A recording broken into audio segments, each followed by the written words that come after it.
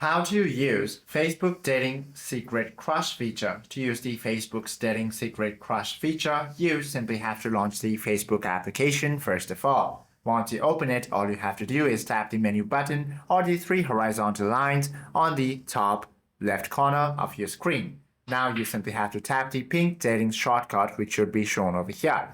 If you don't find it, you simply have to go ahead and tap on this See More option. You should be able to find it over here. However, it is not showing up in this panel in my device because I have not enabled it, or this feature is not yet available within my region. But you should be able to find it over here. You simply have to go ahead and tap on it. From there, scroll all the way down to the bottom of the main Facebook Dating home screen. From there, you should be able to locate the section labeled as Explore More. Then tap the Secret Crush. Want to do this, you simply have to add friends or Instagram followers, and then tap the Add or Send Crush button next to their profile. Their profile photo will now occupy one of your slots. And this is how you can use the Facebook Dating Secret Crush feature. Hope this video helps you out a lot. If you have any questions or queries, do comment down below.